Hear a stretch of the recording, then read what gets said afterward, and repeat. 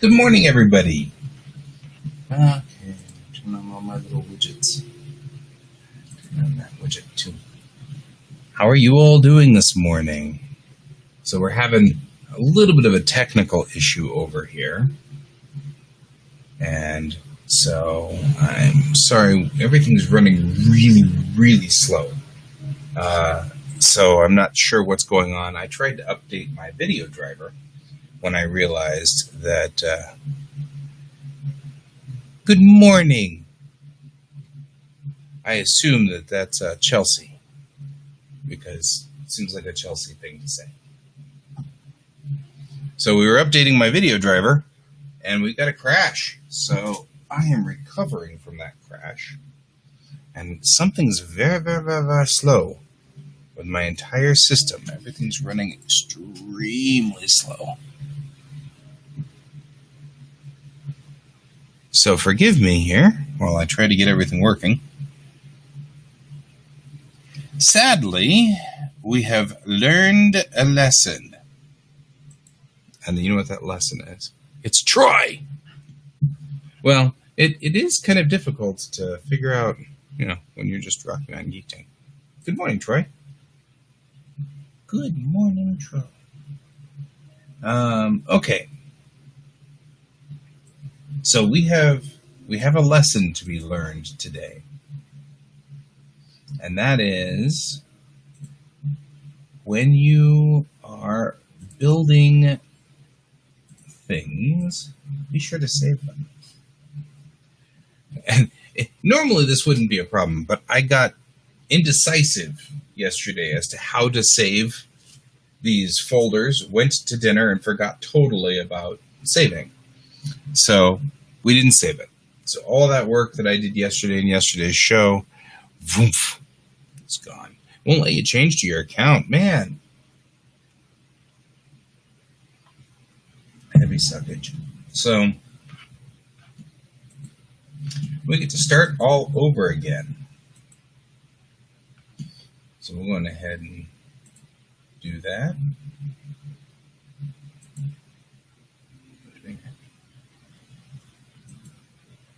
Maximize shows. Oh, I see.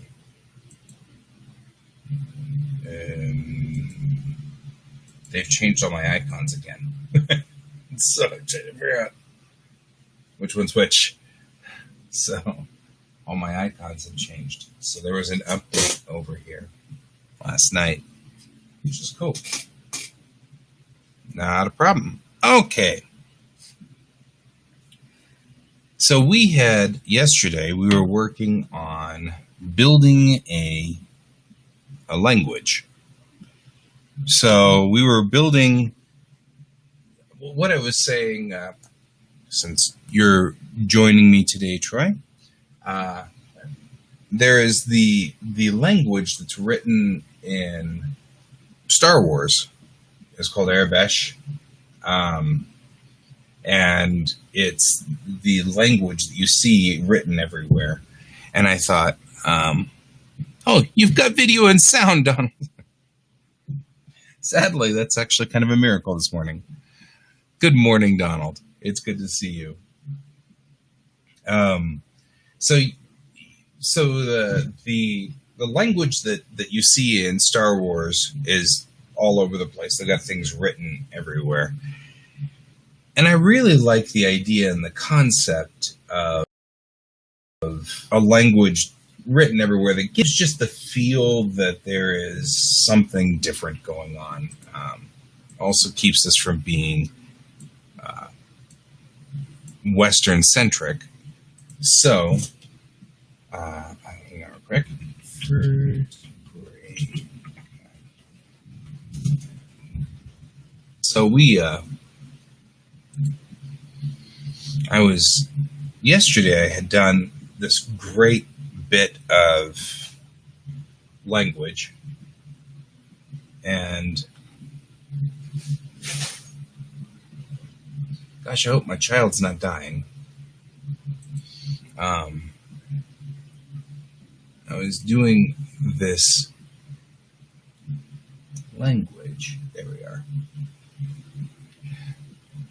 So I thought what would be really cool is if the language that you see everywhere in my comic book was obviously like a language of many cultures. So we're going to go on ahead and do that here.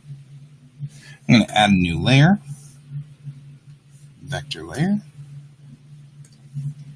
We're going to zoom in, and we're going to head up to the top here.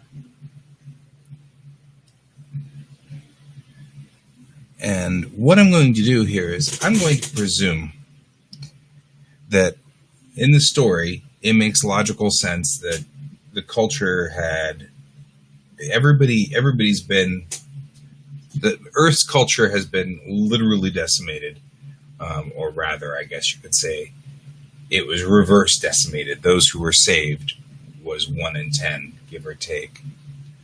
But it was completely random, with the exception of a couple of cultures that left Earth prior to the destruction, or prior to the wipeout on Earth. So the majority of the people who survived would have been East and Southern Asians, because that's the largest population on our planet. So I'm assuming that this mixed hodgepodge of a language would have extremely solid Asian influence, Chinese mostly. So what I'm going to do is I'm going to make the capital letters into the characters from Chinese, but I'm going to modify them in a lot of ways so that you don't have the obvious. So we're going to, you've got the basics. We're going to go to here.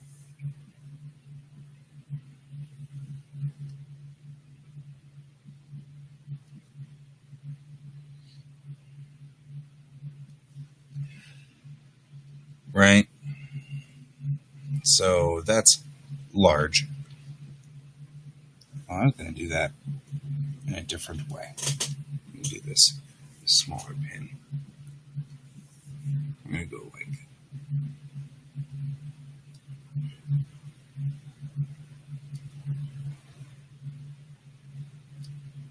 right?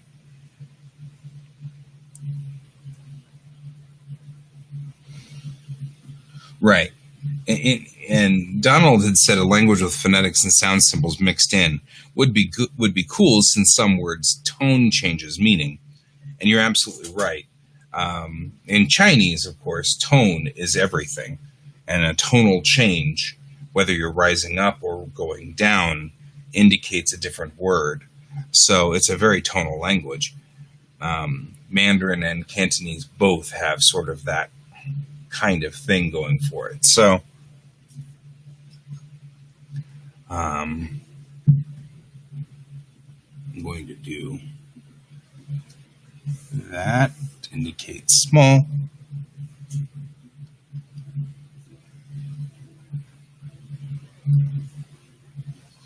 I want them to not be exactly the same, right? So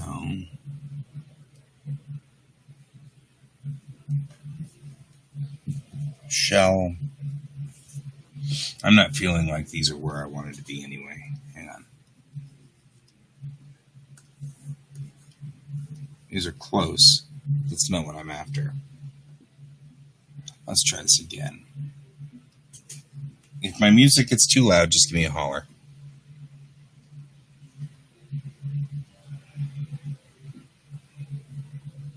Let's try it from the other direction, maybe.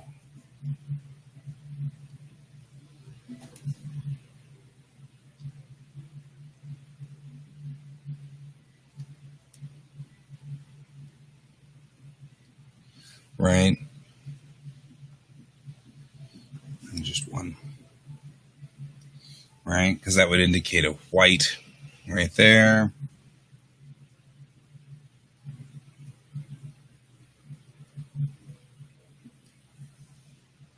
And I am intentionally modifying everything so that it's not exactly the same.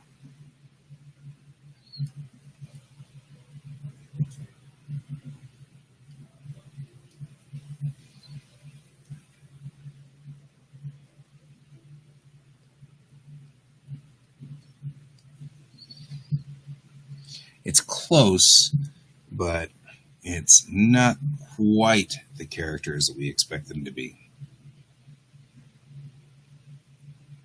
Right?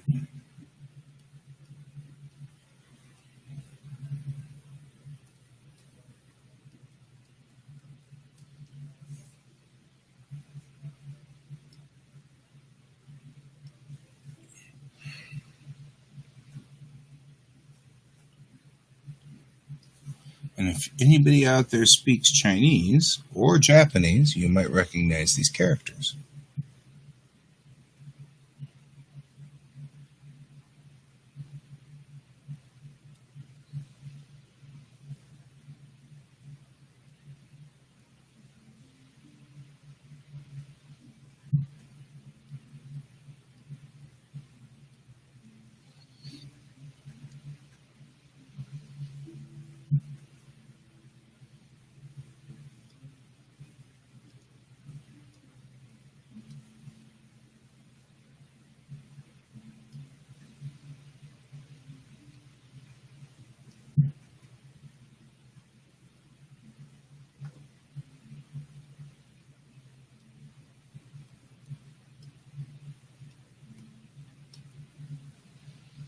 Right?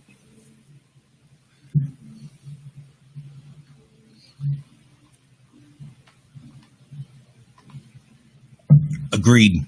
Agreed. I've moved the character to move or a vehicle or something like that. I've minimized that back down to where it was. Like, this is what it was in the, I want to say the 1500s, maybe even the 1400s in China, maybe even be before that.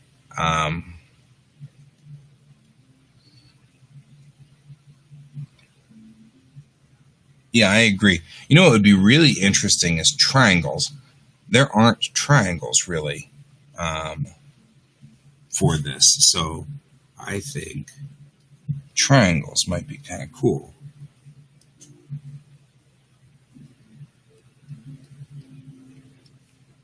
Right? Giving a little bit more of a modification to things.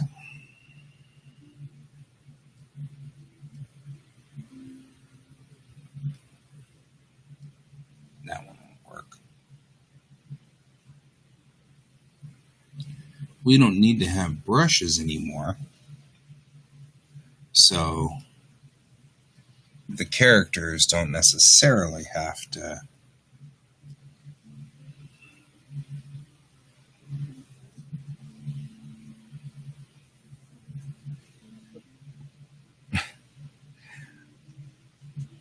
Anybody ever wonder why Chinese and Japanese are so difficult? That's right, to the right. That's stone.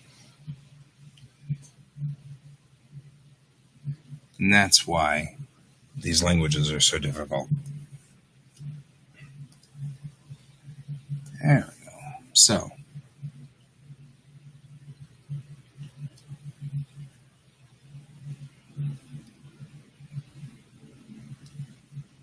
there we go. Maybe stone would be more.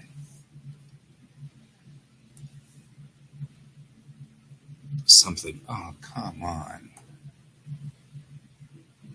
Like that. All right.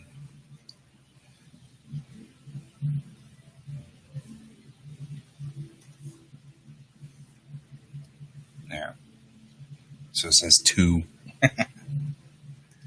That's funny. Stone.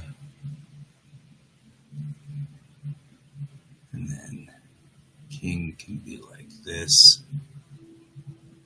Blank.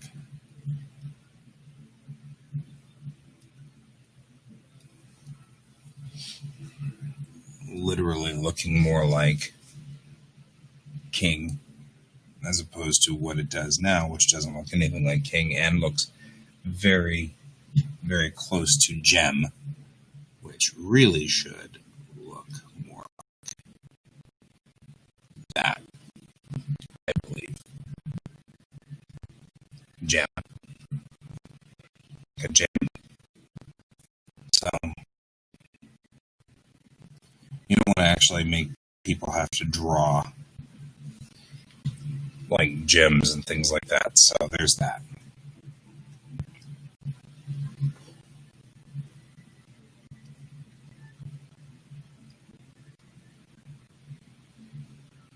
Looks like a cat.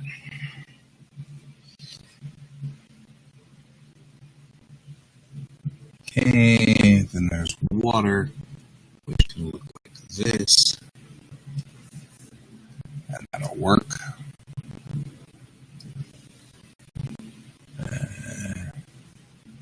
And then correct.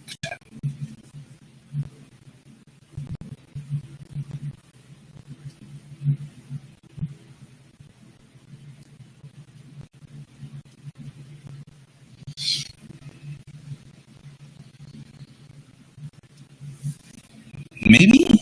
I don't know. I feel like that won't work well in language.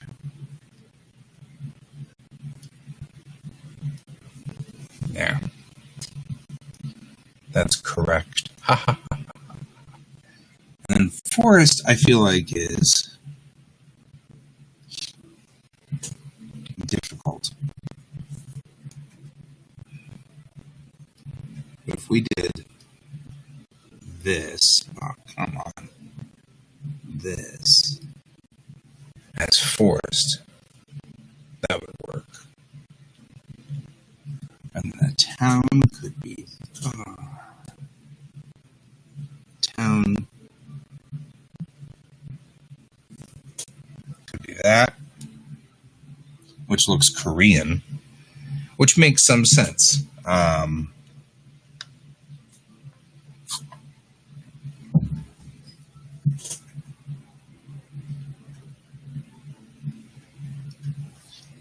A village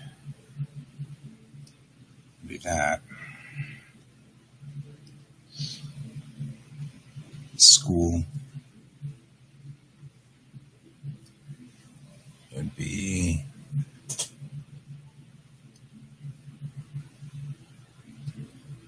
that. Trapezoids could be fun. I'm trying to think in on the way that people could possibly write. And the truth of the matter is, I think a triangle and a square are probably the max of what people can do. They can do lines, they can do triangles, they can do squares, but I don't think they can do beyond that.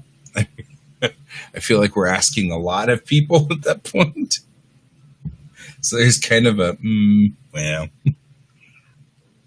study. So if you're wondering what I'm doing here, I'm just going backwards through characters, through the first grade characters.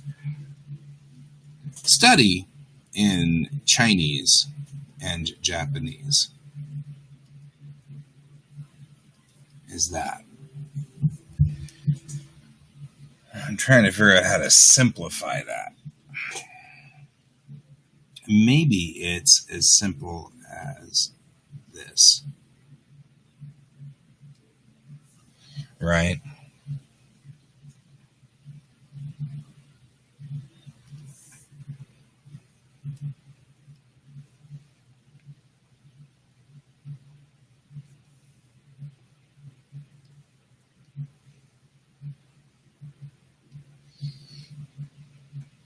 And what we're going to do with this, by the way, if you're all wondering, this is all going to become a font.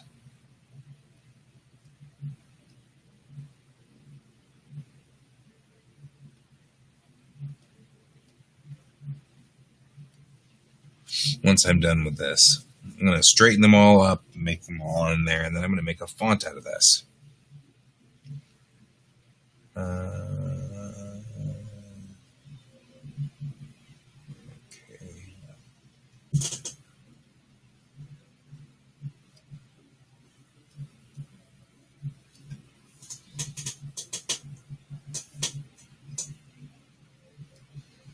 No.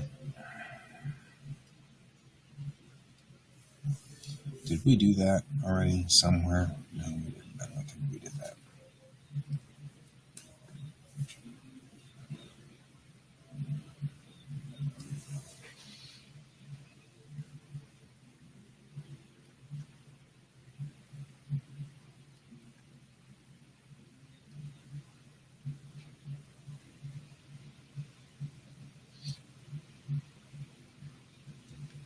Okay, previous.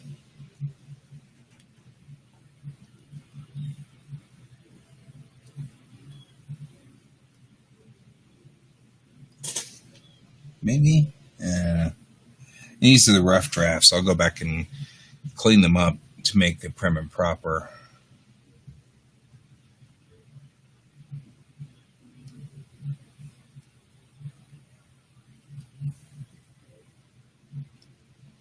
In a minute. Because I'm going to clean them up and then make them look good once I've decided what they are all going to look like.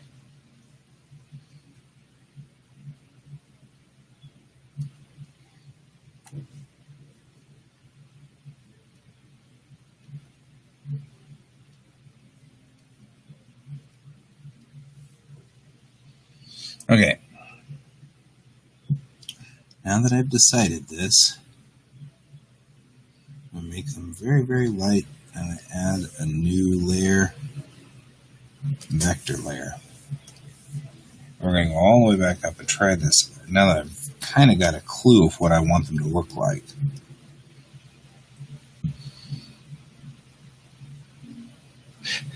So that is a great idea. Here's the point behind what I'm after here. Here's my goal. My goal is I'm just going to change all the letters on my keyboard, and then I can just write store up onto a map or something like that, and the characters will change to these characters because I'm just going to make a font out of it. That makes it really simple for building. It's enough to give the flavor of what's going on, so we'll have sort of an idea of a world that's slightly different, but it's not going to be complicated in a way that would be difficult to, because I could do that, but if I did that, I would have to quite literally have to, let's see how wide that line is. Whoa, too wide. Okay, so I'd have to literally reprogram the system to take 28 characters. We can all speculate on what Unity language is, certainly.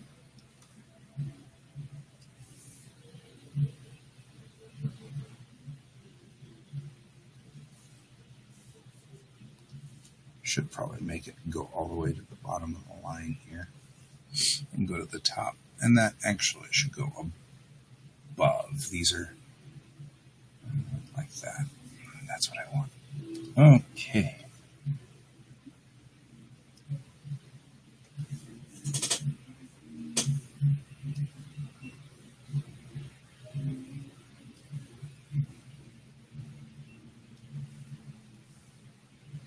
It's like a pineapple. Everybody's gonna call this the pineapple character.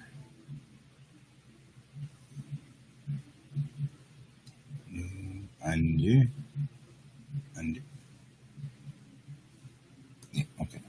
Undo. The brush needs to be 7 just like everybody else.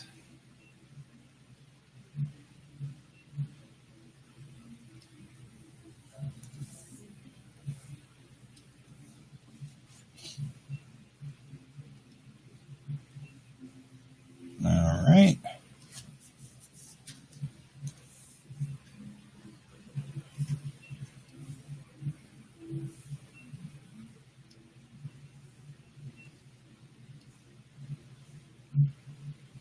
Good. So, oh yeah. Oh, absolutely. And I figure the special symbols will all have things, but if I make this too complicated, I'm going to have to remember when I type store, I have to write store with an exclamation point. So S exclamation point period MQ is store. And then I'll have to, yeah, it looks like a pina colada with a pineapple on a straw. Then I have to remember that every time I do store. Otherwise, somebody's going to go, some wise butt is going to he'll be like, hey, you wrote store as, burp, dee beep, boo boop with a pineapple, and in this one, and now you have it as pineapple, boop, boop, deep, doop. And I'm like, oh, crap. So, for the sake of simplicity, I'm just going to make it so that it just literally translates at the moment. And then I'll just make the characters in here. Ooh, that was too high. Make these characters seem like these are capitals so that they can rise above, and they really should. Yeah, it did look like a pina colada with a straw, didn't it? All right. So we've got the first few characters written in. Not the most exciting thing ever, but there's a lot of theory we could talk about with these.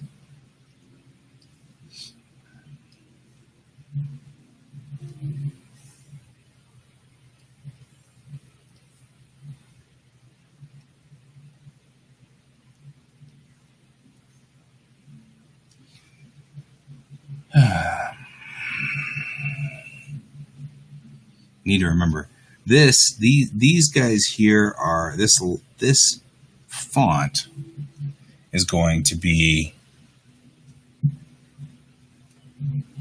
I could actually drop that cross down a little bit more, make it, yeah, right here.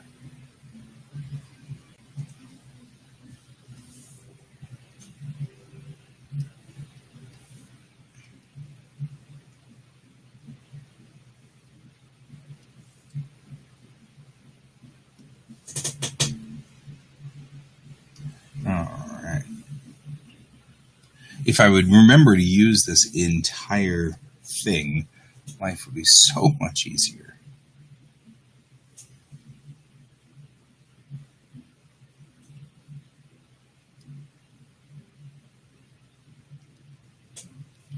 This is the equivalent of the Arial font.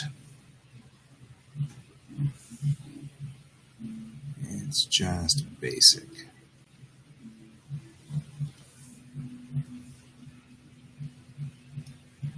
What every building will have on it.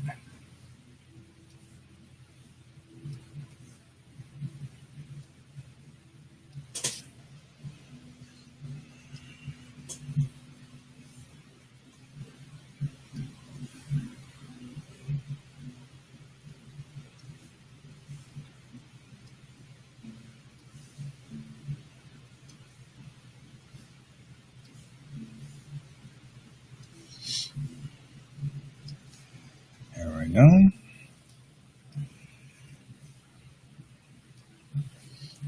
The big thing is the ascenders and descenders. I want to make sure that those are not causing issues.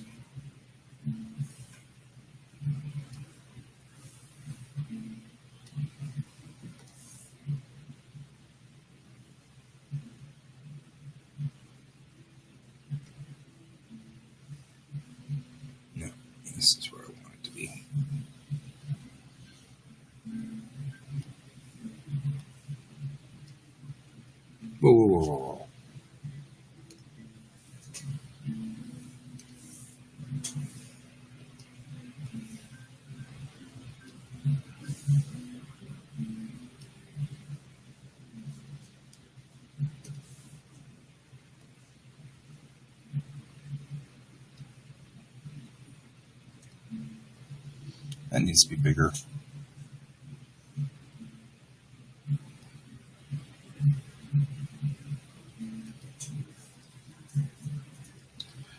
Which I can do with this control right here. We'll scale it up and make it bigger. We'll scale it up and make it bigger.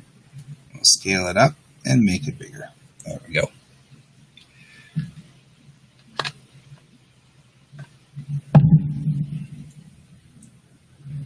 Yep. So far, this is like the basic text.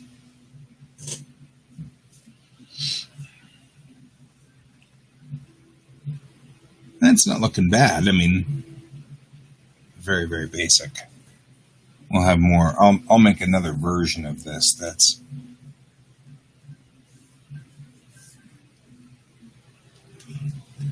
like a handwriting version or something like that.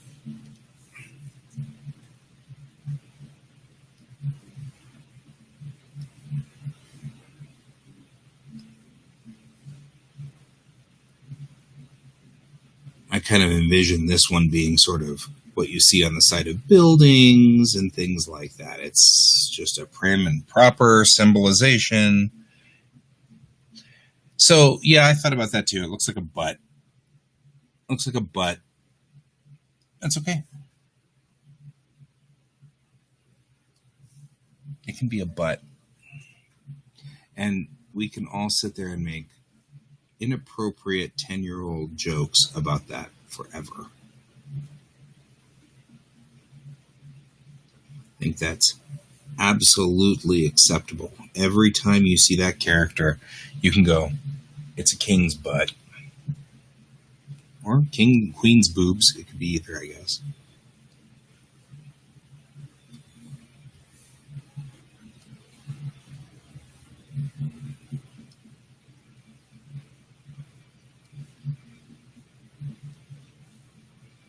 There we go.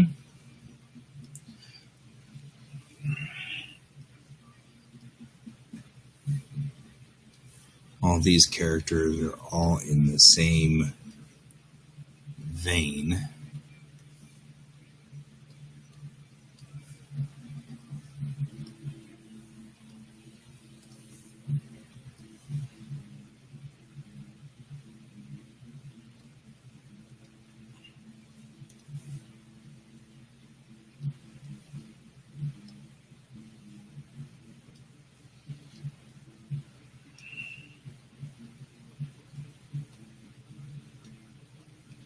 I could just see teachers teaching kids to write this properly.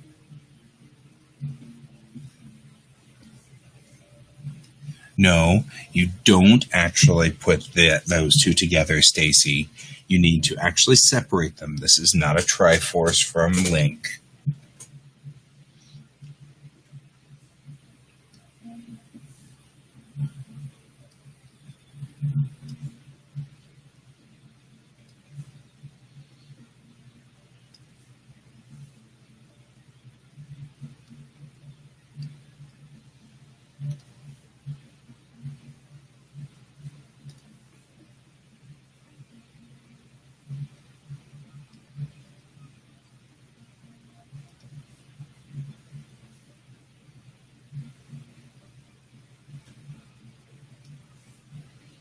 There we go.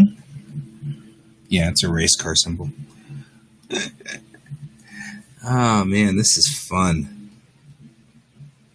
And this is just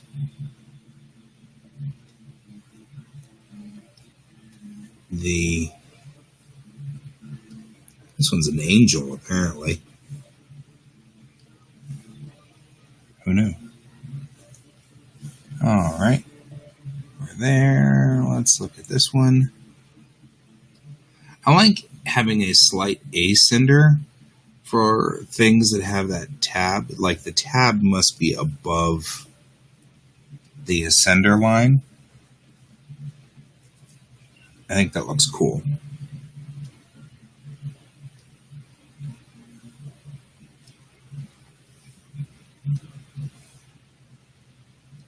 It'll also ensure that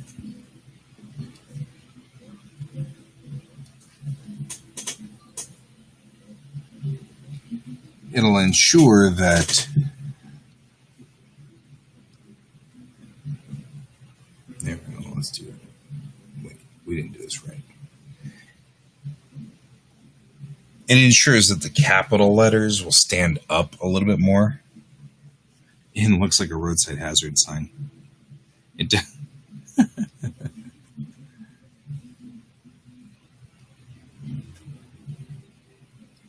Man, I'm having a problem with this one.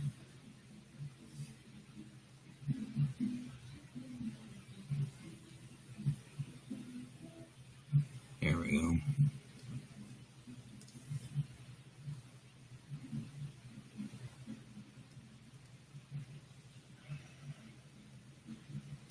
If it's done properly,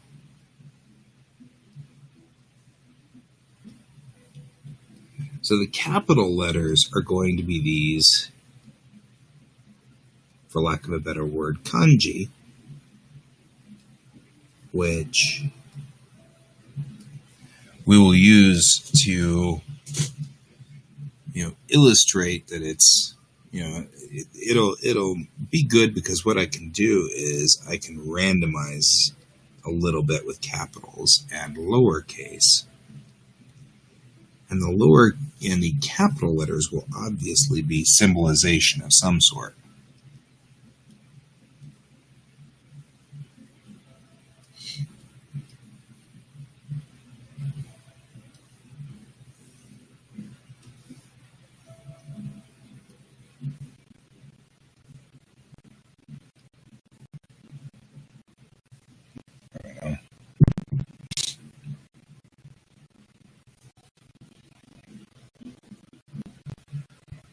That's our first character sets right there.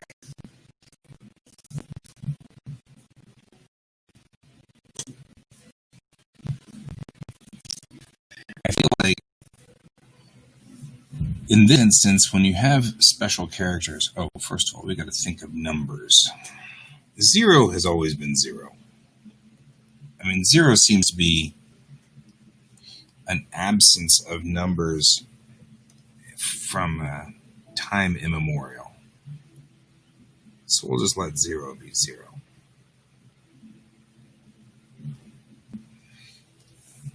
But 1 can be this, 1 stick. Makes some sense.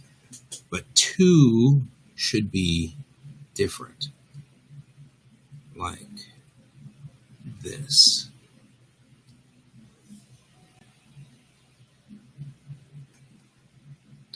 And 3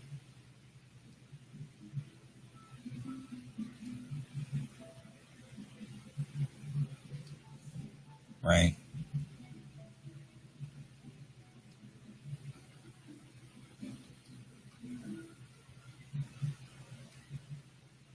This way, the numbers will look like a numbering system, but it'll be, wow, we're loud. Bring that down just a little.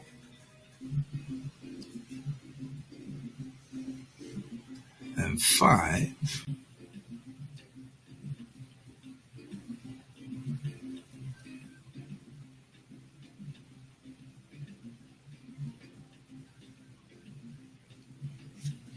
Right?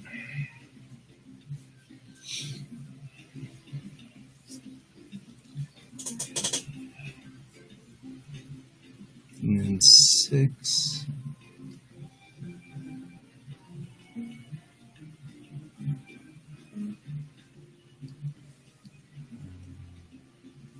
Maybe? And then 7 can be just a continuation. Right? 8.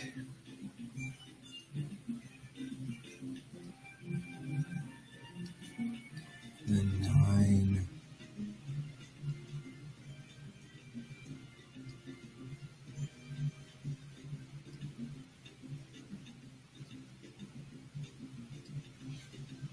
And kids would hate me. Oh, a dot in the center sounds great. Like that. No, it looks like an eyeball. It's looking at you. The 0 is looking at you.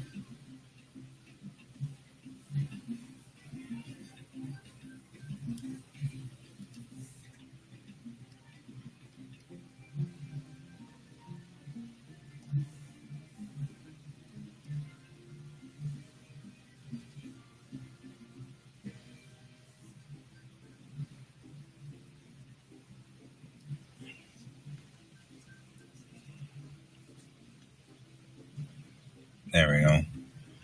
The numbers look markedly different, which is, of course, what it should be.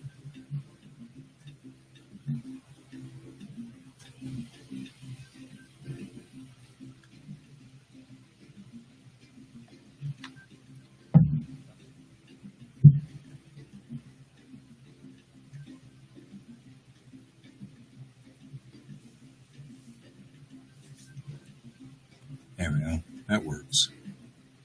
So a phone number would look really kind of cool. Like, neat. Okay. Let's talk about some of the other characters, these special characters, which we really don't need to worry too much about.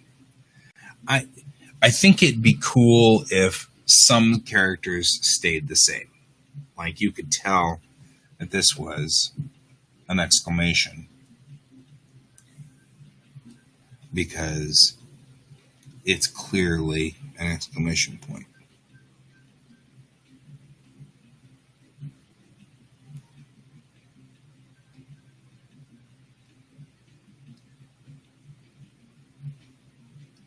Right?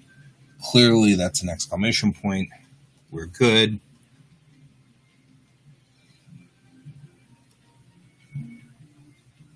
Really? We'll have to render it out, I think. Right? Origin. Like some kind of beginning. I like that too. Okay, we will do generic quotes as generic quotes.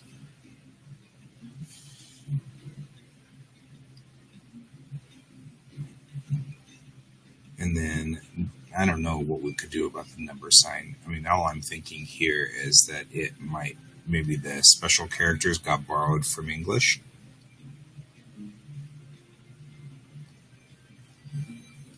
Right?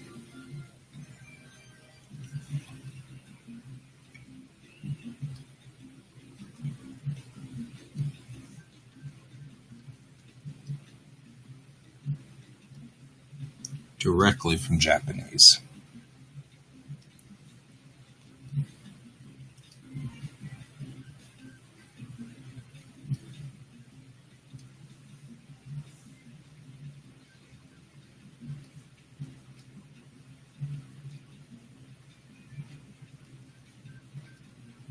There. Like my mom used to do. Plus and minus. That's a good question.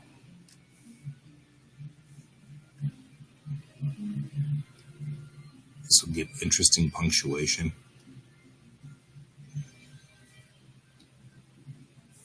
I think plus and minus could be the same.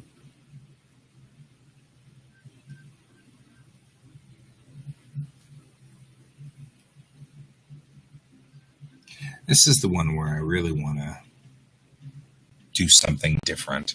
Eyebrows. You get eyebrows. Just saying, you get eyebrows.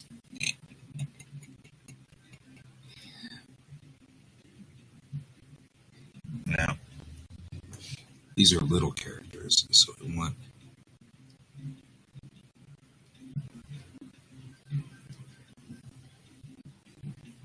I feel like these aren't quotes, but. And I know that we already have one of these for something else. For brackets, I know we already have side brackets like that, but these are the more important brackets.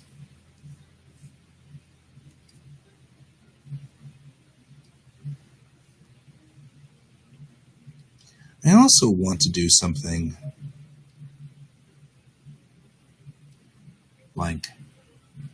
this to indicate the end of a sentence and the beginning of a new sentence.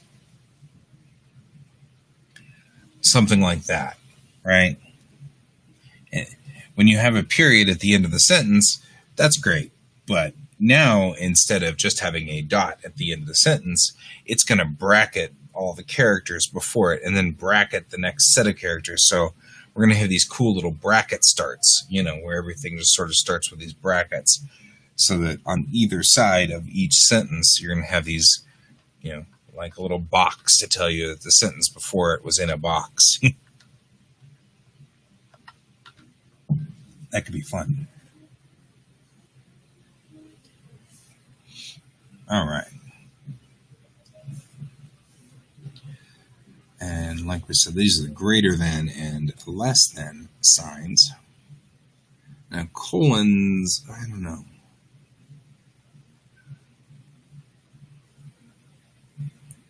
It seems like since we were separating before with a different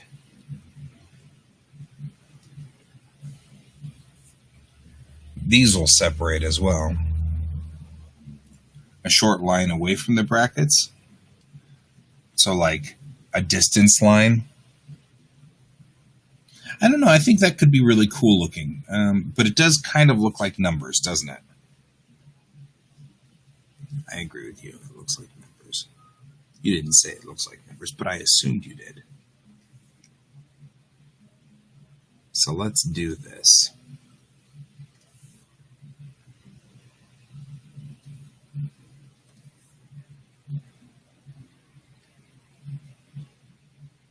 There.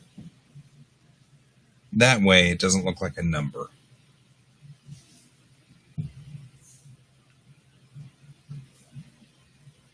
I also feel like maybe numbers need to have a dot in the ascender or a dot in the descender to indicate that it's a number.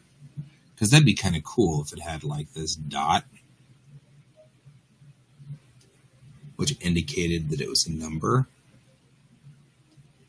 Then numbers would have all these dots above them. Not like numbers aren't complicated enough in this.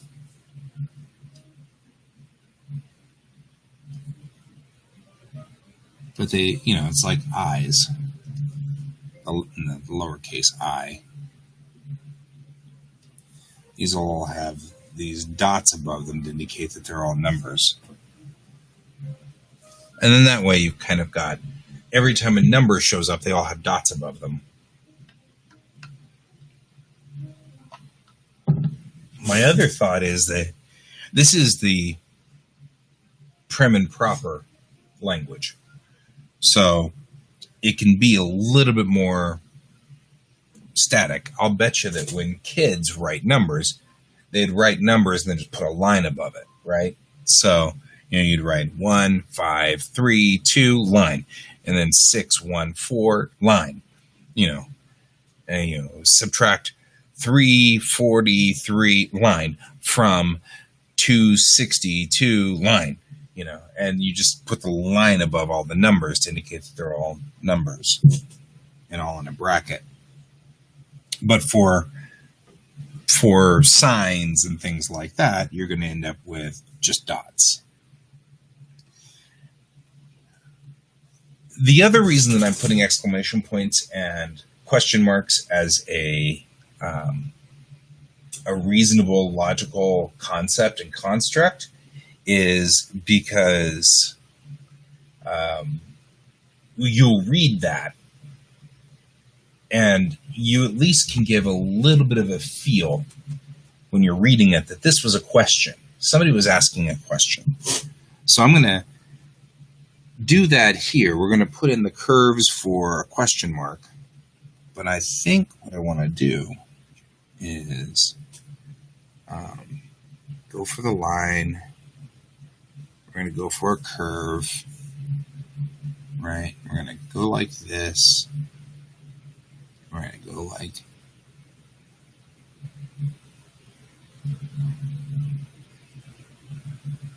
that.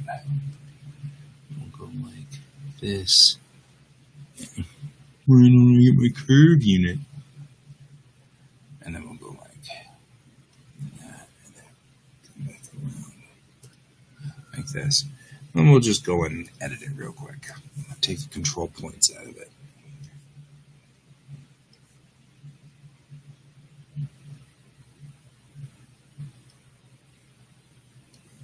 When people read the book, it will make sense that this was, it'll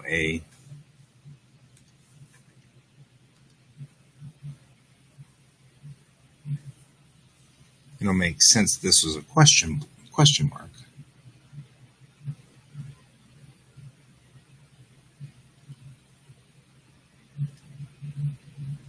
Did you loop around? What did you do here? How did you do that? How exactly did you pull this off? Asks me. There we go. Just like this. Bring this back around. Whew. Making a question mark is harder than it looks. Who knew?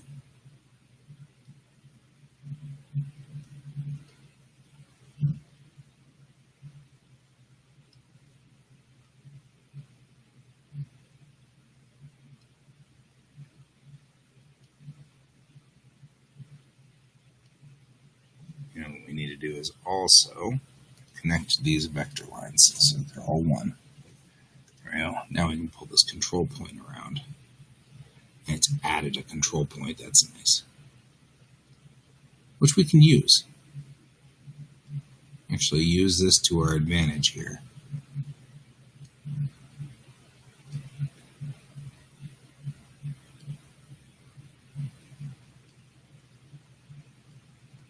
Knowing that I want this to be identifiable as a question mark, I'm actually kind of crafting on this a little so that we can get this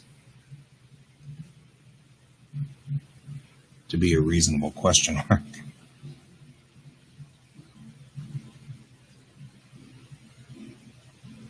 Yes, I think you're right. Leo is the reverse question mark. All right.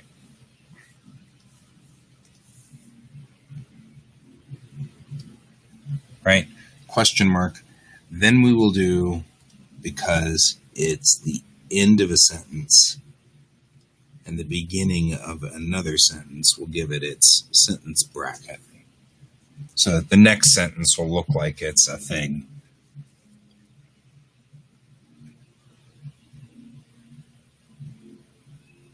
At the secondhand store. That's cute. That is cute. I don't know, maybe it won't have that. I don't think it will have that. Now that I think about it, it shouldn't have that. Bork. It's just a question mark, right? And the @ symbol for email, I guess, should just be a circle with a circle.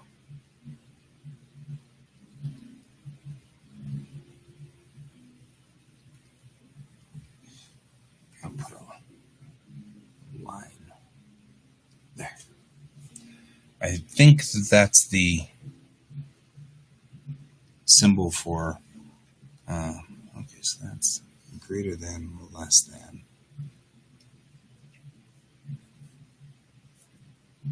So we're going to do equals, which I feel like could be that. They equal each other, arrows to arrows.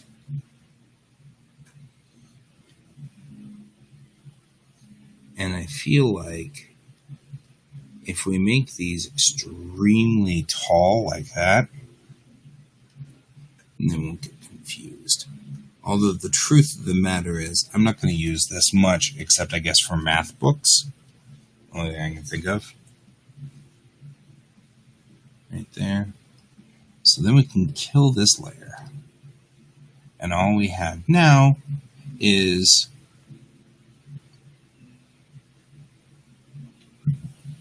the sentences. Circle instead of circle is the @ Yeah. We need these two down here, and we'll be done with this page. That took an hour per page, but that's pretty okay. We got a left bracket here. Did we get the right bracket up above? Where did the brackets go? I guess that's on the next page. So I'm going to have them do the same jobs. Right?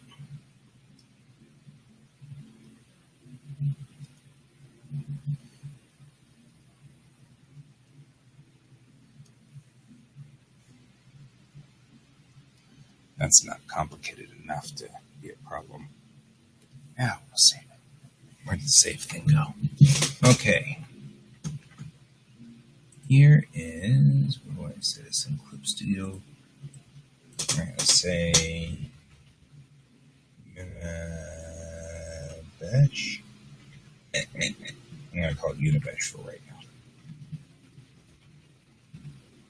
We may come up with a different name for it later, but for right now it's Unibesh.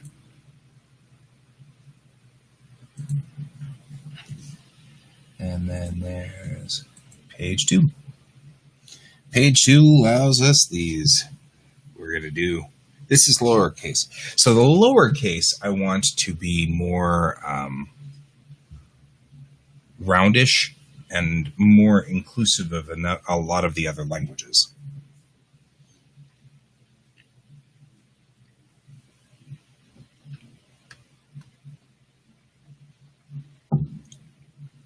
Looking a little bit more like a script of some sort. So stabilizing the script would be nice. We're going to go up here. And we had this guy already on the other side. And he's going to look like this on this side. Right? This is a caret. Do we caret at all? I think it's funny. I think it's just going to be a caret. And that's fine. I'm believing that that's the underline. So that's you. Now, something that will show up is this or the not tilde, but oh, come on, apostrophe. So we need to come up with a good thought for the apostrophe. I feel like a sky dot sounds good. It's just a dot. It sits in the sky. Okay. Now let's look at some other characters, other languages. Line, Arabic, alphabet.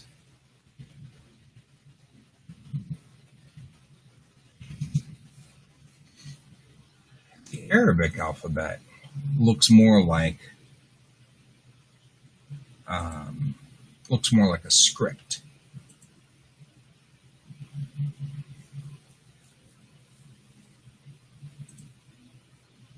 Wonder what Nabataean Aramaic. That looks. So it looks like Arabic comes from something similar to where Hebrew came from, which makes some sense. So we're going to steal some characters from Arabic, and we're going to make this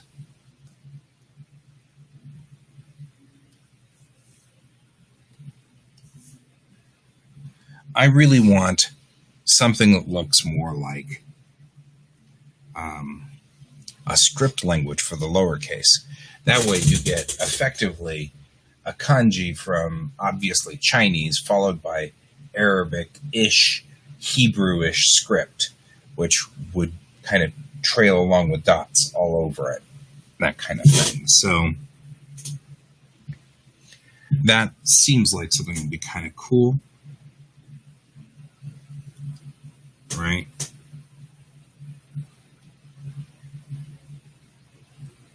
Something like that. so that you've got kind of a script going for it. That's not a real character, right? Let's check to make sure. It looks kind of like Bob, but it's not really. Okay, good.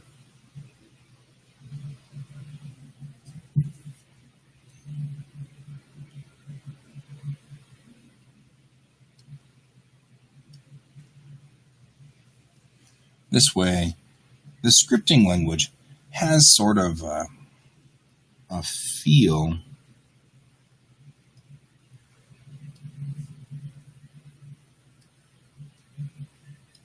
to it that fits sort of that kind of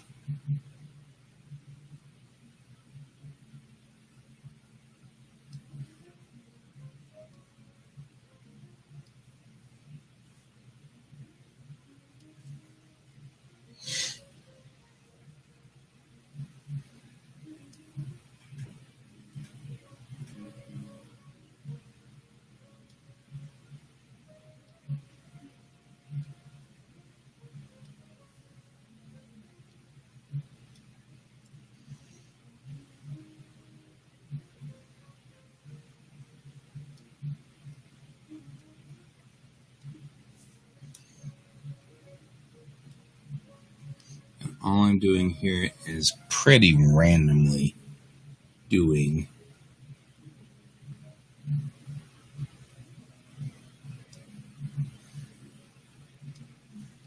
characters that just have sort of a feel to them. And I'll even add things that look like runes. Because this, of course, would be from Norse.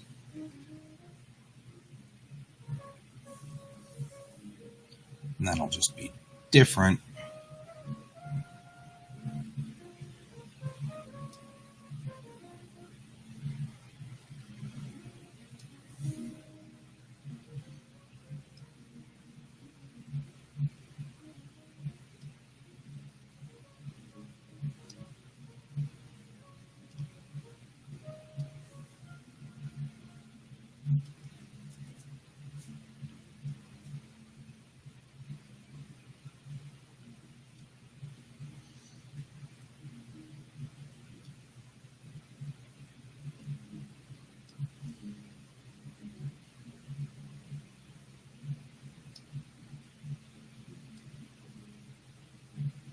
No. I don't think it's also good because it looks too much like 0. We really don't want it to look like 0.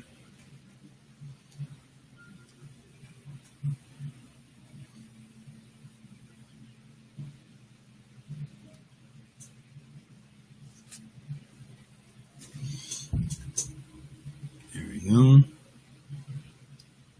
Nope. I already did one of those. Let's see what else we can do. What other kind of trouble can we get into?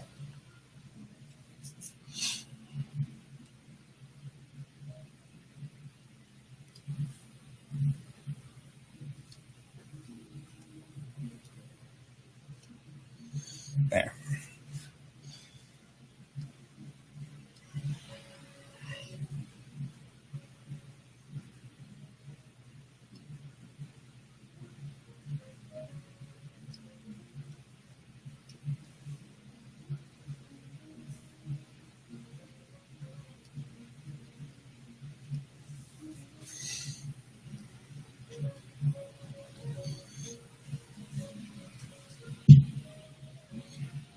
Wow.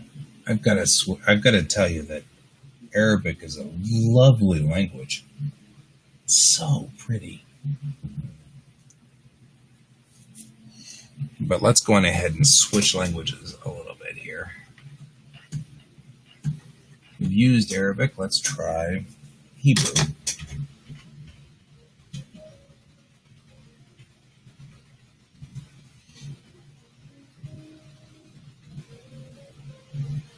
this Hebrew looks more like Norse runes to me. Closer to the Aramaic core that it was in.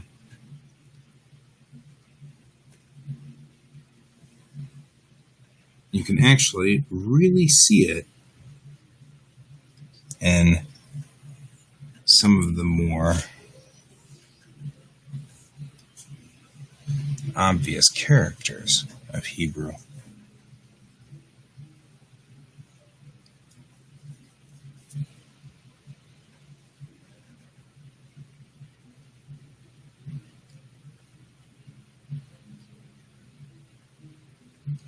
There we go.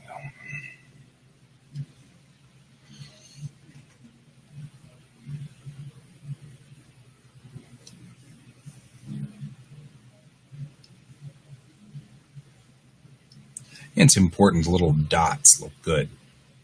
You know, like there'll be dots all over the place. When you write in this language, it'll be all kinds of dots. There'll be dots everywhere. Dots, just dots. It'll be great.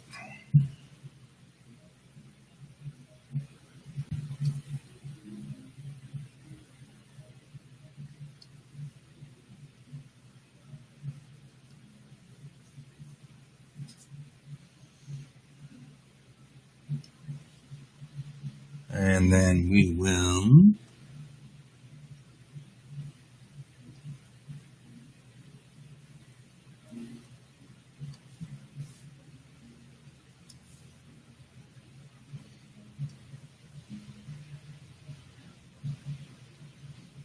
kind of like the Hebraic X, which kind of looks like this.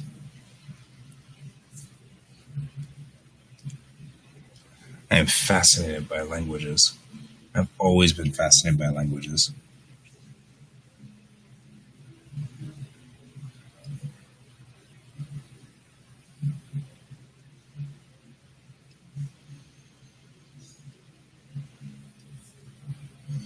I've been thinking I should put descenders in this thing too, so that there's some kind of ascension and descension going on.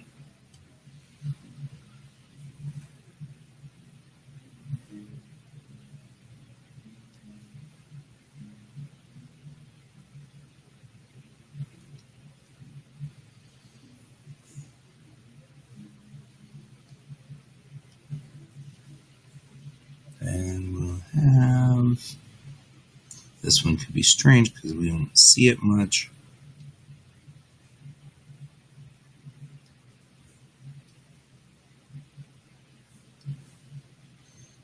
And then we will put in a couple more.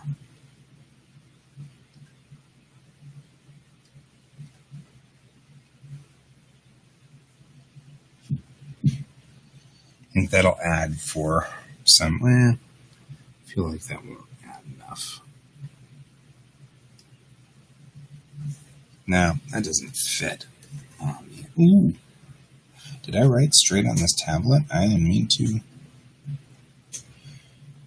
Yeah. I didn't add myself a new layer. That's all right. We're doing okay. It's not going to kill us. I'm pretty happy with these characters. They'll look very interesting. It'll look like some kind of strange language anyway, so we'll be good. I'll add a new layer and a vector layer. I forgot to add that layer in. Hope I'm happy with what I got.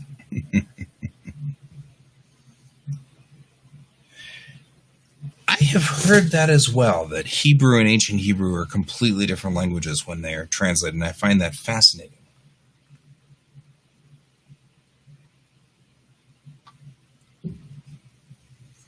Which actually I think that we have.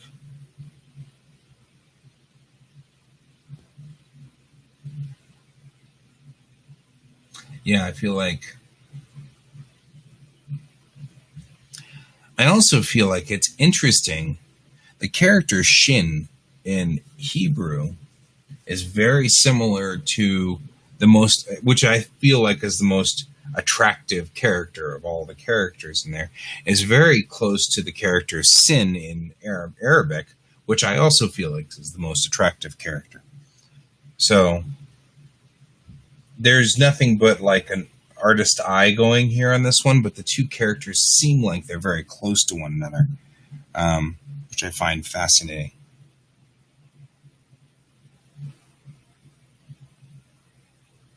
Ooh, that's a good, solid point, my friend. There should never be single dots on top. You're right. You are absolutely right. Because it'll make that makes this a number.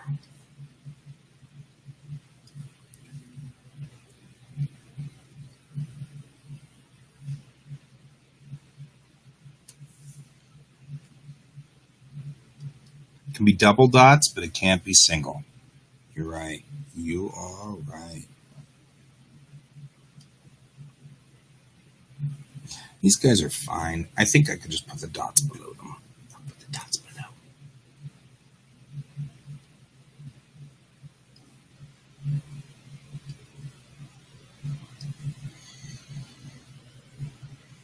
Good catch.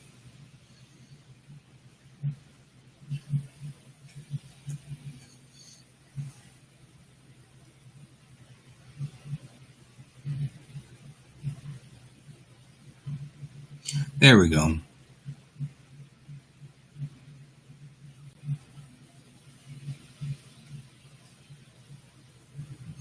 Q looks like a single dot. Right? This is definitely a character that can't... That's an illegal character. Because it does look like... This looks like one. Illegal character.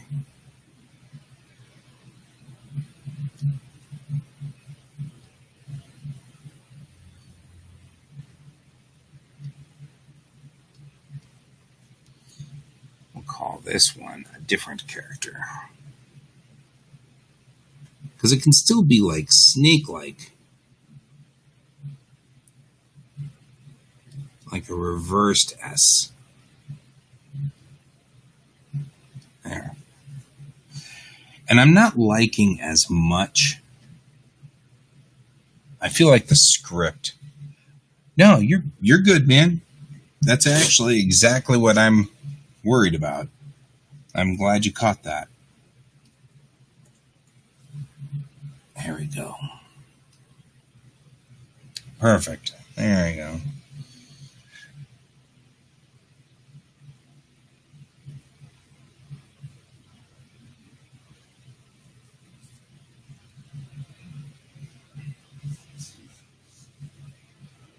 This should give an interesting twist.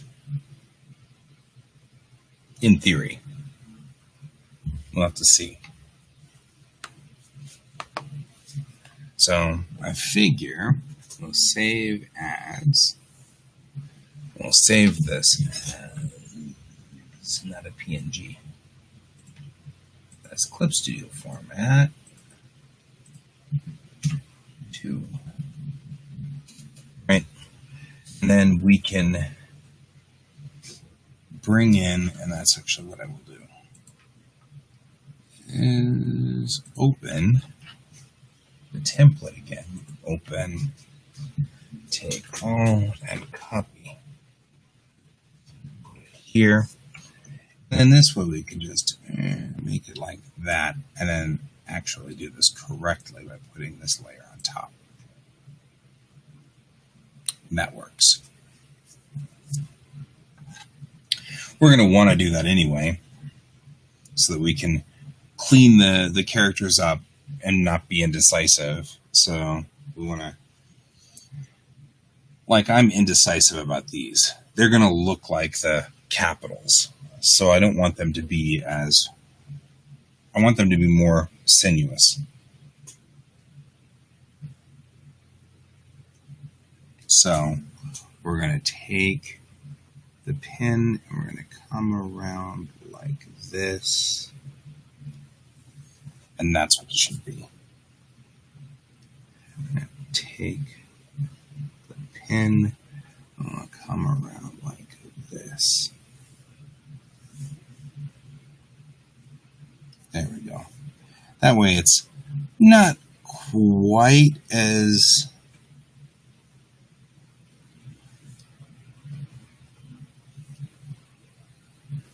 I want them to be a little bit more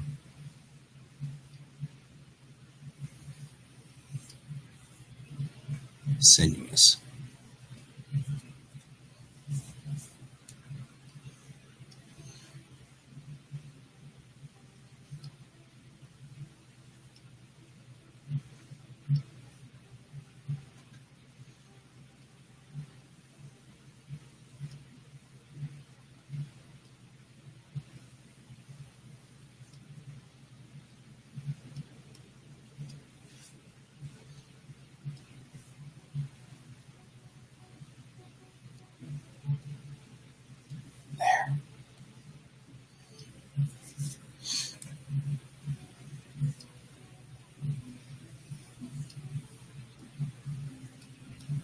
Like umlauts.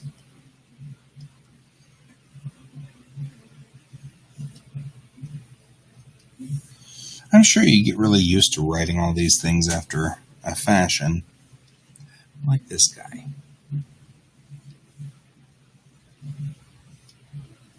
That's better.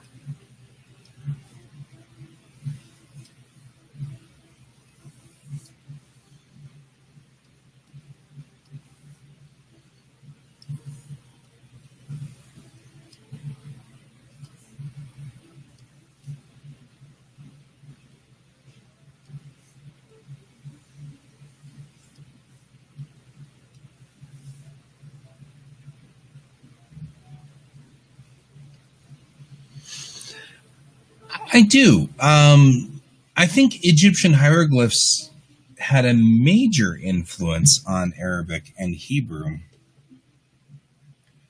It's interesting because when you think about like language histories and where they all branch from, we all started with pictographs.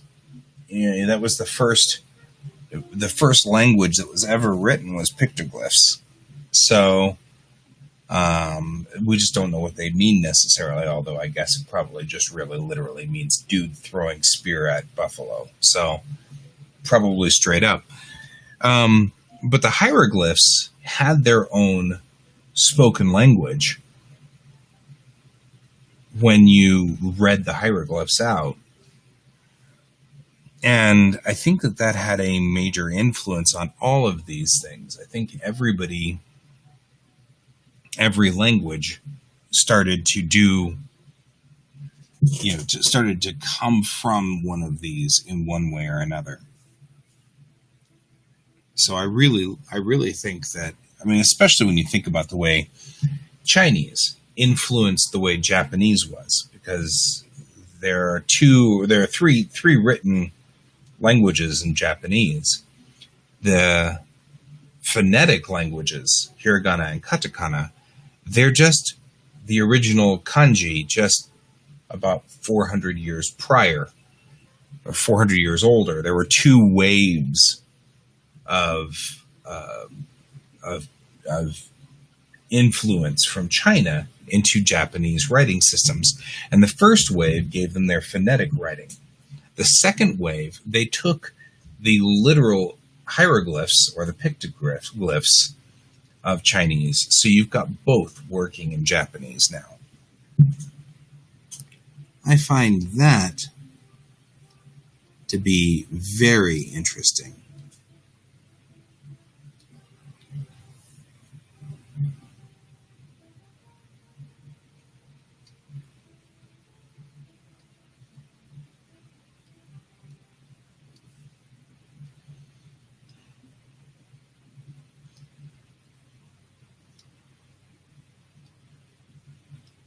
But I think we had so many hieroglyphic languages,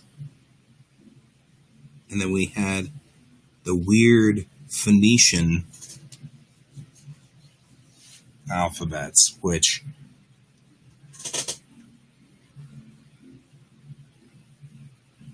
influenced that.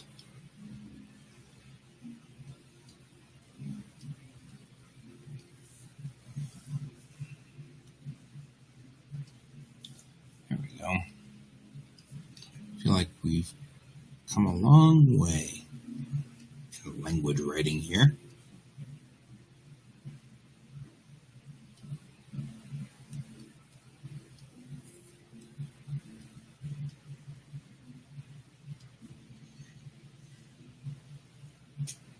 There.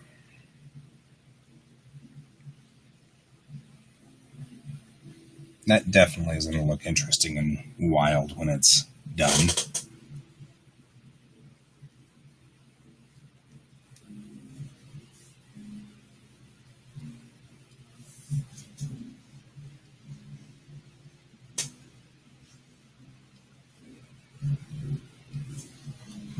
What else can we... What other kind of damage can we do? Let's see. What other good languages would we use that are good kind of scripty languages? Let's do hiragana. Let's take a look at hiragana. What do we got here that we could use?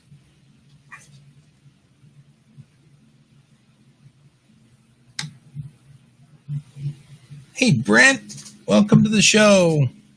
We didn't save our characters from yesterday and had a crash this morning, so let's see. Let's do Babylonian.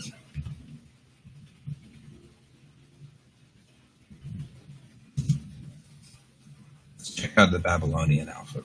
Well, so that's Sumerian cuneiform.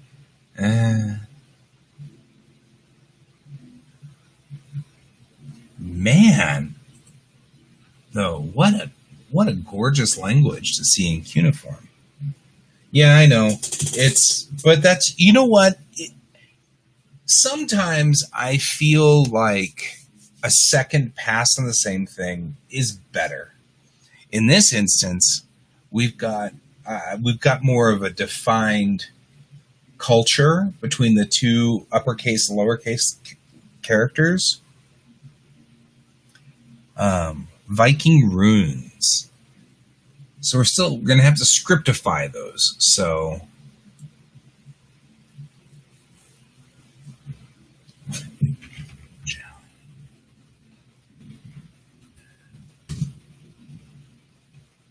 there we go. That's those characters could fit.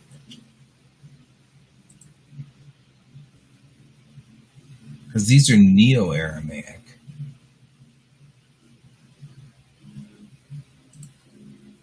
Let's take a look at the Chaldean alphabet. Yeah, these definitely end up with some kind of, or Viking runes. We only have 2 more positions left. So I'm going to go with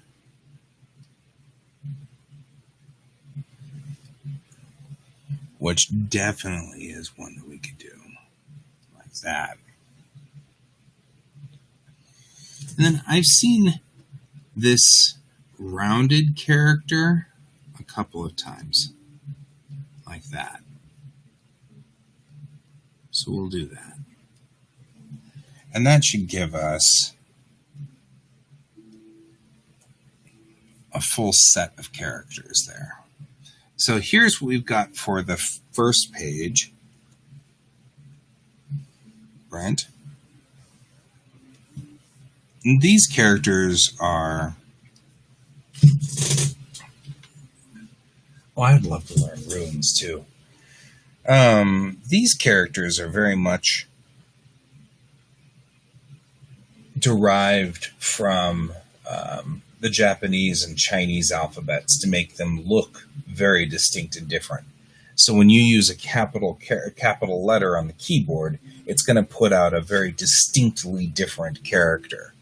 And what we could do is most definitely use a switch of lower and uppercase So when you write, kind of like people do whenever they are talking about, stupid things, you'll end up with what looks like a hieroglyph with a bunch of script writing and then a hieroglyph, and then script writing and then a hieroglyph, and then script writing and then a hieroglyph, which I think would be fascinating looking, but it would give it a pattern to it.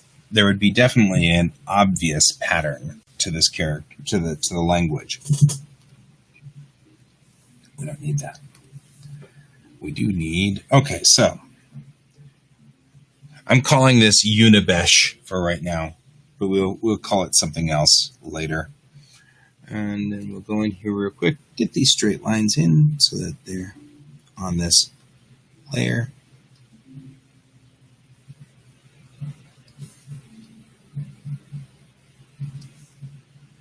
And all this is just the characters for this kind of thing. Now we've got these funny brackets, which, I don't know. Anyway, I'll just figure that out at some point. We've got just a weird, just the brace there, the tilde, all characters that involve money. I'm using the Japanese yen symbol for it,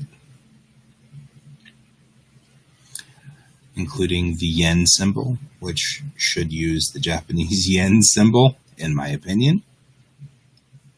So that makes this just straight up easy. Got a bunch of lines down here. They're all just they're all just lines, and I'm not sure why I've got all these lines. I think these are the up quotes, and then there's down quotes because of Spanish. I'm not sure what, because I feel like these are in and out quotes, at which time we're going to use the Japanese quotes for this.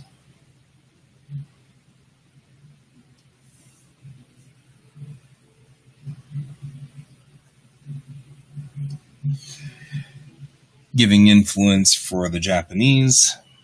I'm just going to go ahead and just do these things for the moment like they are, because I'm not entirely sure what those guys are doing or why I need to put these lines in.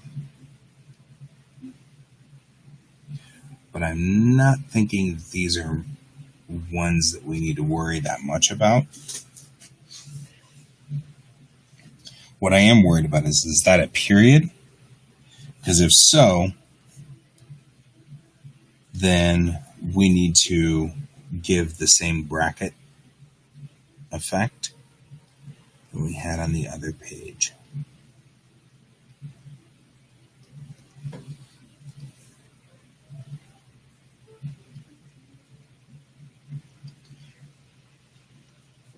So that's our period.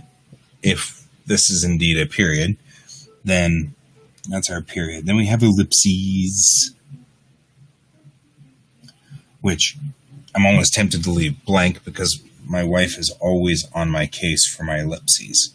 She thinks that I use ellipses a little too much. So, trying to figure out what I should use for ellipses to indicate maybe I shouldn't have used ellipses here. So, now, bracket. Nope. Why are we on? We'll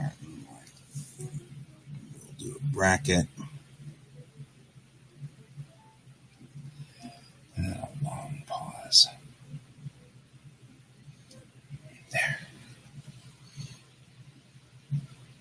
The ampersand. Yeah, we've got to deal with that. We're going to deal with that somewhere along too.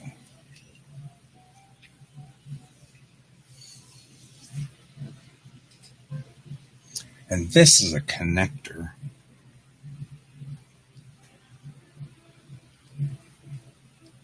So that'll connect to Hashtags, yeah. Well, the hashtag sign, I just went ahead and just kept it pretty much where it was, and hope that that's not a problem.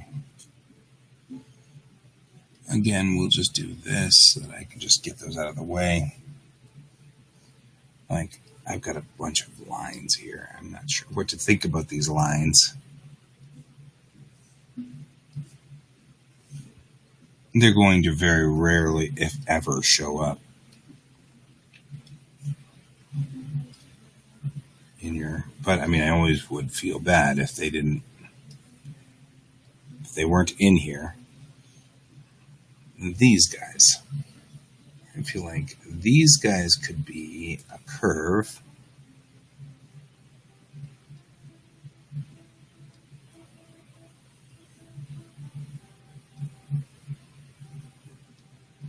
Does that look kind of cool? And it would cause misreads. That's not what I wanted.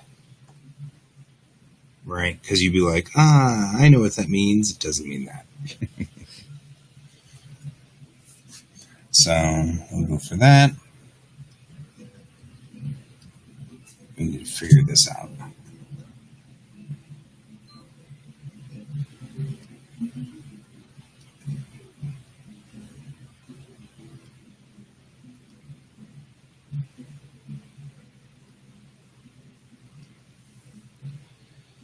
There we go, just like this. So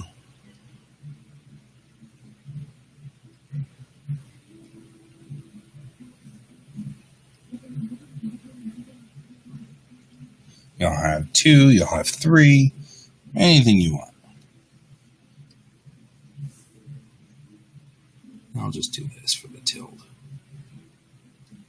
That'll make it cool. People will be like, what? I don't know what that means. As I was explaining to Donald, the point behind this is so that I can just write normal things like store, and it will convert it into scribbly text that will look consistent.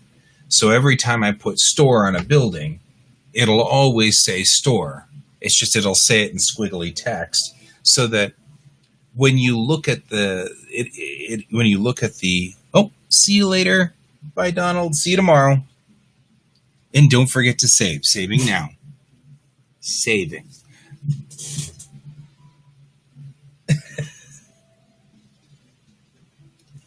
We'll save this page too. He's already saved. Okay. So the concept that we're kind of working on here is that I'm trying to kind of get to a point where everything looks consistent. The store has the same squiggles. They're always the same squiggles.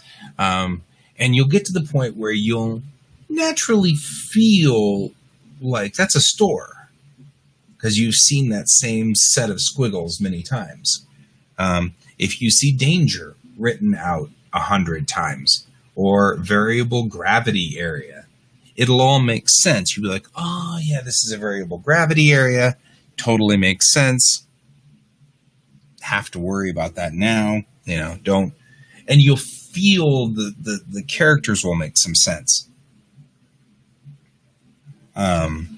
So that's the point behind why I'm specifically just effectively making characters that fit over that. But that's that's the idea. The idea here is that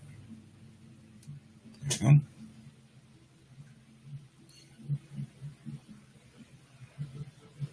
Okay, there's another page, and I'm not sure what's on the third page.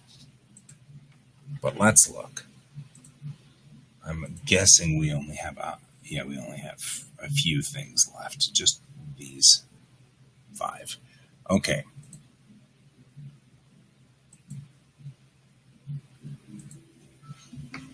So the cool thing is this is a website which I can upload these to.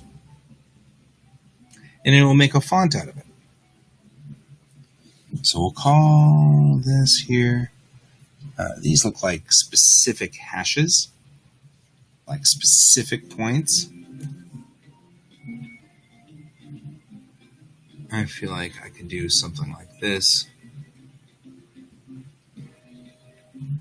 And it would very much be obviously what it is.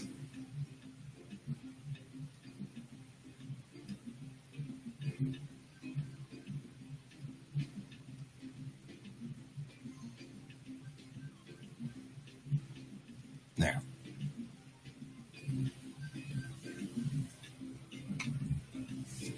Well, yeah, this is definitely on the world building scale. So the whole thing was based off of Arabesh, which is the well, you know, you're a Star Wars nut. It's the Star Wars language. That's what I was starting with on this one, was that. And I was like, well, I wonder if I can do this. So I feel like I have finished all of these, the languages themselves. So let's make ourselves our first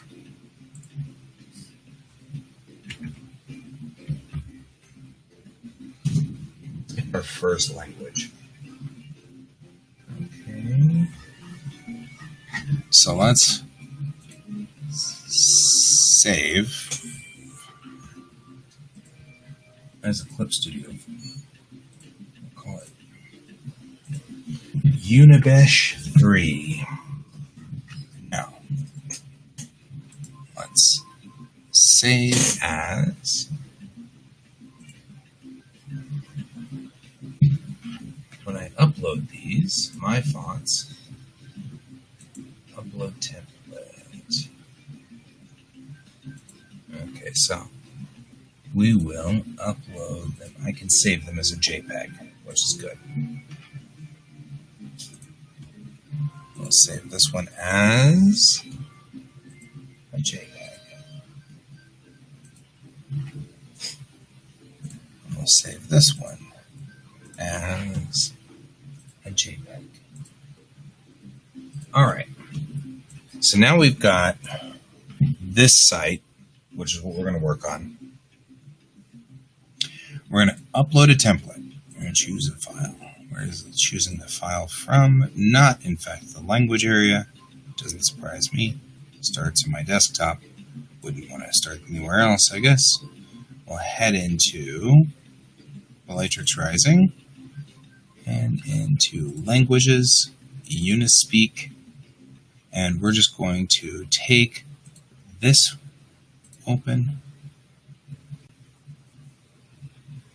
choose another file, this one, open, choose another file, this one, open. And it says automatically clean templates. I'm really not that worried.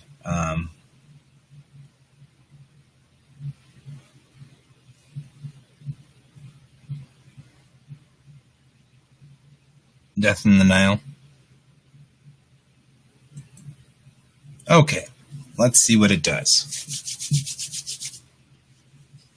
I did notice some other interesting things, and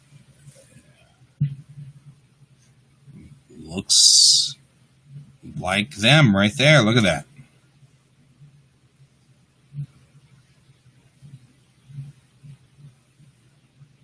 Yep.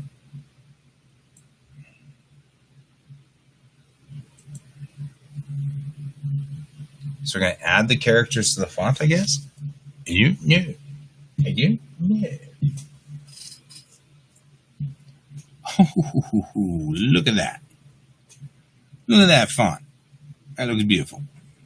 Now, this guy's a little off, but I'm not terribly worried. I don't even know what those are. Well, those are... Yeah. And we'll live. This is our first one. We'll call this Unibesh.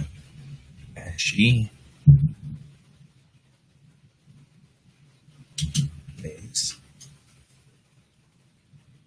Randomized characters. Oh.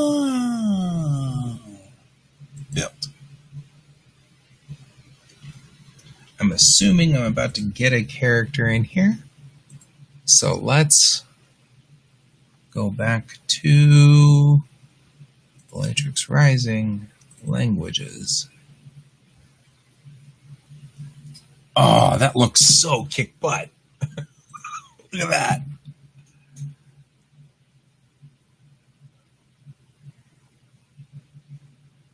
That looks exactly like the way I would figure that.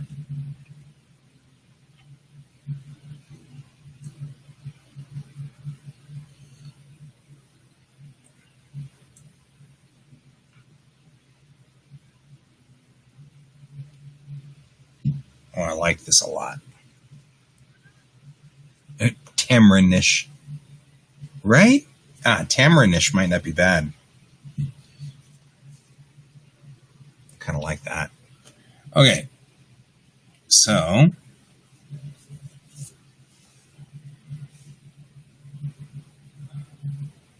let's download that. Yeah. So we'll put this right here. Yeah, I know. You're fuzzy. And we'll install it.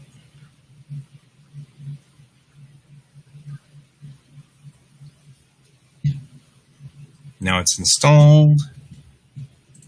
Let's take a look at it. We probably aren't going to get a lot out of this at the moment. Let's load Word, shall we? Because Word will load the font in. Blank. There we go. Now let's take a look if we've got Unibish.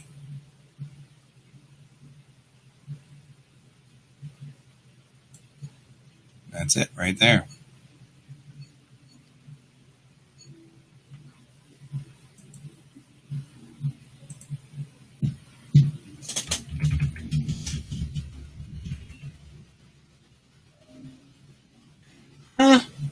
Maybe it's read right to left, which would actually be good because you wouldn't be able to easily identify things. So, if I were to write with random characters, this could seem very strange.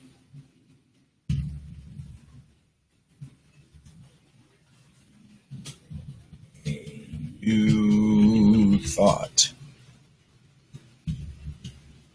Another new thought. Oh yeah. This totally could be.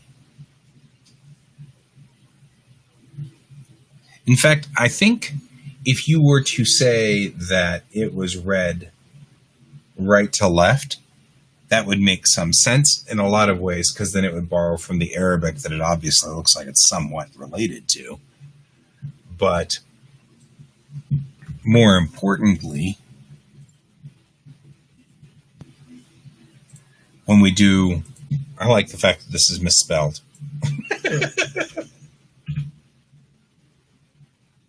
I don't think I can do top to bottom without rewiring a lot in here, and I don't want to go through that kind of hassle. Because the point behind this was just to mask, really, things so that they could be written logically. But if it's read right to left, everything would still be the same, right? Store would still look like for this, right? Oh man, I just made that huge. There. Store would still look like this.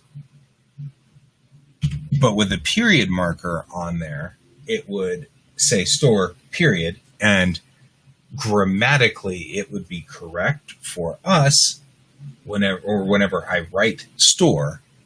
But you could start to see that this is probably a sentence marker going the other direction, which would be a period in English. And then it would still be ST O-R-E, but we don't know that that's the case. So it could be Brastophonic. That'd be so cool. Brastophonic is a term that means like oxen. So read this way, then this way, then this way, then this way. So there actually have been a couple of languages in the history of humankind which is Brastophonic. So there's that. Not many, but a couple. But I could also start with a period and then tell everybody this is the way it's going, right? So it's read from the marker in to the marker. So you'd read this way, then this way.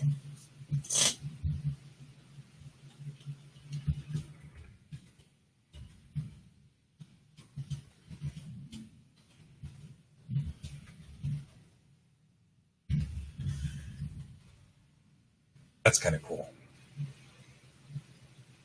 And you can see we still have the word store in here, which looks just like the word store here.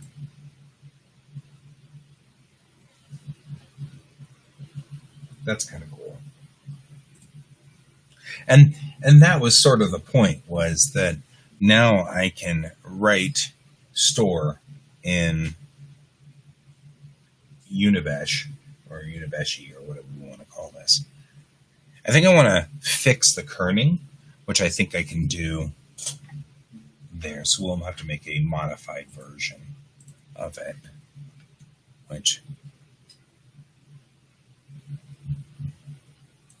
so let's fix the kerning on this one. Edit font details. Letter spacing. Let's do more like that. Give word spacing a little bit more and the letter spacing a little less.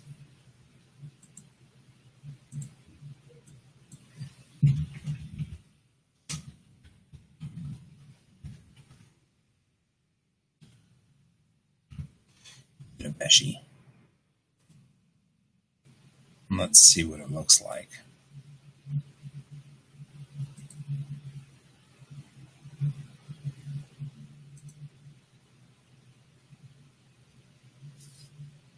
There we go. I like that a whole lot better.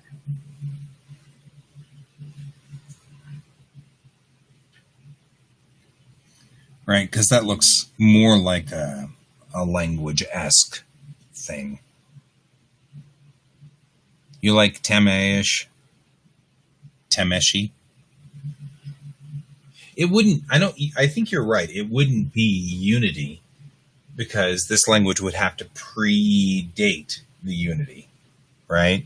So it would have to be that way. Well, so let's font details, a little bit less on the spacing, more on the word spacing, right?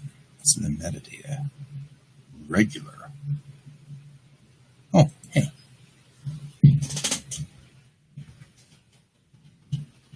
Any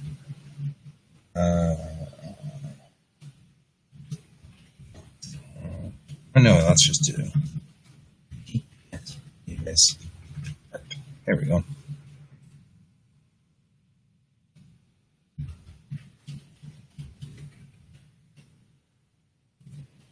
Hey.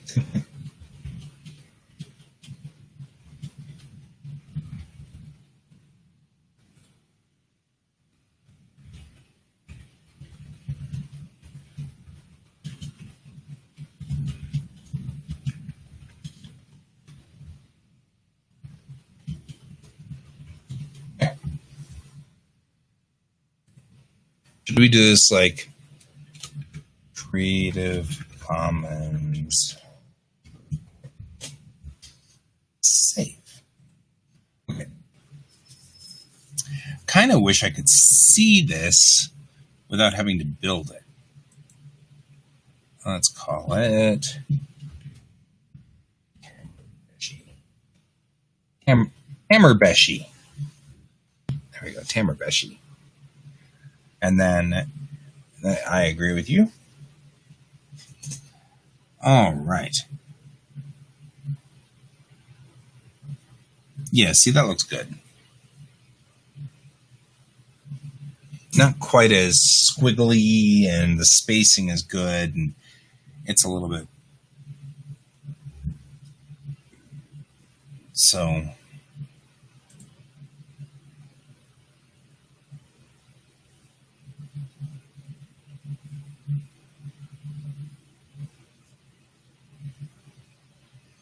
oh, it does kind of look like it's a little squiggly.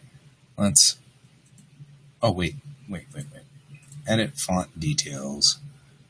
I'm going ahead and go for about 200%. I think I did it a little bit.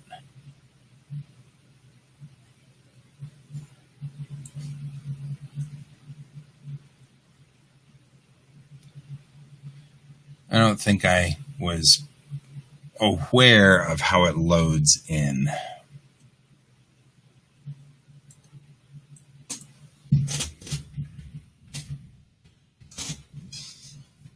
Hammerbeshi.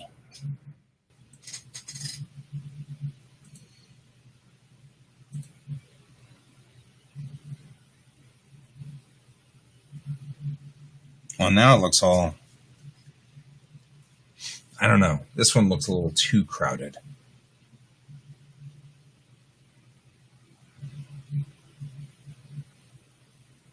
The A senders and the D senders are kind of crowded in there, I think.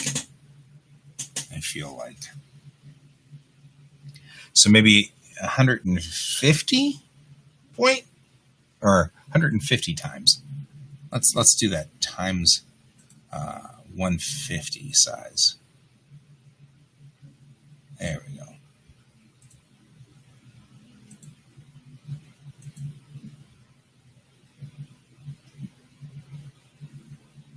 There. That looks better.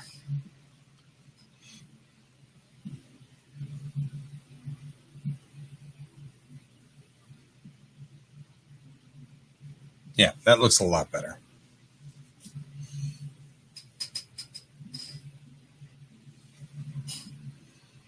And I feel like that would be good for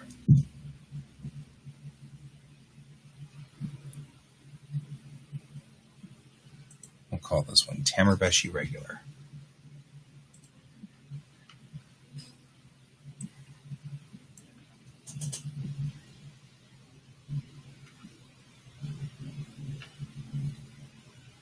Good. I feel like I'm not using this to its full extent.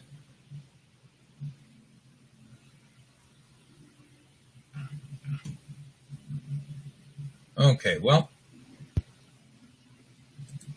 there you go, guys. So, we're at the end of the show. But yeah, we've built ourselves a font. That should be very interesting. Next thing I want to try to do is build a font of. So I have my own font, and it's sort of it's my own handwriting, which I use for writing comics because that makes sense. I was actually going to do, I think, a handwriting font of something. I have a lot of handwriting of my mother, and I was thinking of making my mom's font for whenever, because my handwriting, as wonderful as my handwriting is, I don't want, it's just sloppy. And so I'm thinking of doing something similar to another person's handwriting so it looks like their hand. And there is a randomize button, which I find interesting. Apparently, you can randomize fonts. So if I did one page of letters and then did another page of letters the exact same way but different handwriting, then I think we could end up with a much more interesting sort of concept here. So I'm going to do that. I'm going to figure out how to do that, and that'll be fun. So we're going to do that next, but probably not live because that one's probably going to just take hours. Anyway, so the day is over, and we're about to let the kitten out of the bathroom downstairs because the kitten has been trapped in the bathroom for this entire time in order for the kitten to get adjusted and acclimated to the other member of this family. So we're going to do that, and you have hours. You're like, I got nothing better to do. Well, then maybe that will be what we do. We'll have to see what happens. A lot of this is me getting acclimated to using Clip Studio Paint instead of Photoshop because Photoshop's been having some real problems, and so it's been an issue. So I'm moving my operations over to Clip Studio Paint, which I actually own a copy of, and so I'd rather do that. You have hours worth of work anyway. Yeah. So there's that. One of the other things I'm going to do is I think I'm having a problem with my NVIDIA driver. So we're going to close this all down. So the answer to that question, so Brent is asking if I like Clip Studio Paint better than Adobe. The truth is Clip Studio Paint is a program that was designed from the ground up to draw manga. That's what it was designed by. The artist Monkey Punch, who was the artist behind Lupin the Third, actually joined Celsius, the company, and when he did, he helped them make Clip Studio Paint into literally designed solely for making manga. It's not good for adjusting pictures or photographs or anything like that. That makes some sense. It's not its job. The truth is, I very rarely do. I mean, I do a lot of photograph work, but I could do all that in Lightroom. I don't really need Photoshop. And I hate to say stuff like that, but at the moment, I'm having a real problem with Creative Cloud's Authenticator, which keeps crashing. And then when it crashes, then I have to just sign in all the time. So I'm logging into Photoshop all the time, and of course it doesn't allow for the remembering of your passwords. So you have to type every time I want to start an Adobe program. That's getting kind of old. And between that and my iPad, which requires me to put my thumbprint and type in a password half the time, I'm starting to feel like somebody thinks that I've got more thieves in my house than I think I do. I think they think that my cat, who has an extra thumb, is going to be trying to break into things. So anyway, long and the short is I should be moving over to Clip Studio Paint anyway. 90% of what I do is manga oriented or creating comics. So I really should be in the comics creating program. I purchased the full version of it about 3 years ago. So I have every bell and whistle you can stick on there. So I might as well just use it. And so that's where I am. So anyway, there you go. I'm going to go let a kitten out of the bathroom downstairs and let him roam the house and see what kind of trouble he can get into, which I'm sure will be profound because kittens. So we'll see what happens when he's let out of the bathroom, and we'll see what happens between my cat and him when they're both meeting each other, and we'll see what happens then. And I'll tell you all about it tomorrow. Okay, thank you for being with me today. I really appreciate it, and I'll see you tomorrow. Have a wonderful day, and keep looking up.